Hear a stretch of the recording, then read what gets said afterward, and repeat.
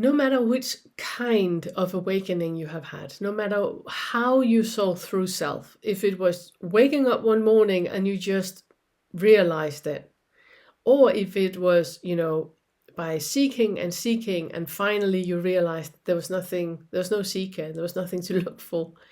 Um, or whichever way it was, if it was reading books or watching YouTube channels or whatever it was, no matter how it happened to you, it counts.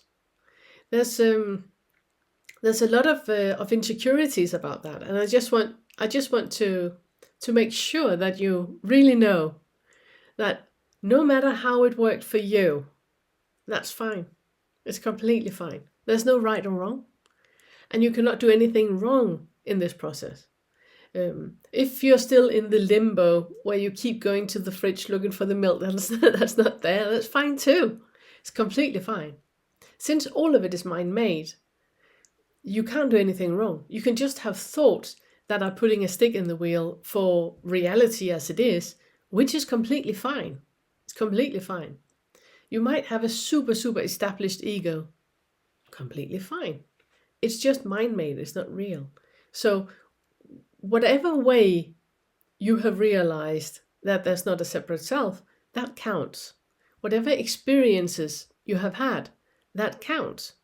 And if you're meditating a lot or you're not meditating a lot, it doesn't matter. It doesn't matter. If you read a lot of books and you haven't read a lot of books, it's fine. It doesn't matter. There's nothing you need to do. There's nothing missing.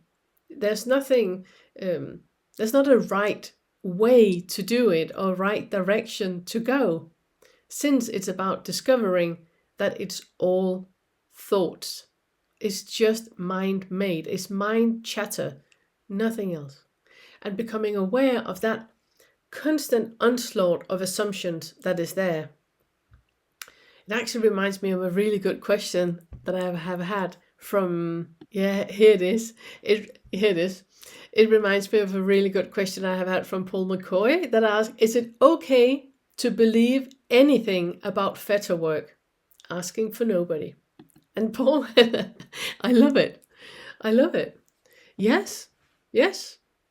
If you need to create a concept, or you need to create a construct, or you need something to hold on to, something to believe in, that's fine. It's completely fine. I do understand that if you come from, let's say, a very Christian background where you have, good and evil and right and wrong and you're striving to do right in the world and avoid punishment, that mind-made reality is it's so big. it's huge. It's huge. And coming to realize that hang on, there are a lot of inconsistencies here. There's a lot of things that is not right, but I better keep praying, just to be on the safe side. That's fine. It's completely fine.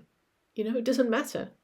If you need your training wheels on the bike a little bit longer, then keep the training wheels on. If you need to believe in something has your back, or the universe or spirit or angels or anything like that has your back, it's completely fine. It's completely fine. It's just the training wheels on your bike.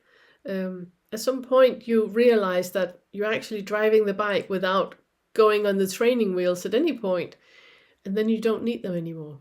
So it's completely fine. There is nothing wrong. And I know that this is very much opposite of what you might have heard other non-duality teachers talk about. Not Fetter work teachers, because we basically agree on everything. But you might, if you have stumbled into a non-duality channel and you have, kind of been chastised for needing your training wheels on your bike a bit longer, being told that, but there is no one. It's completely true, but it's not helpful. It's not helpful.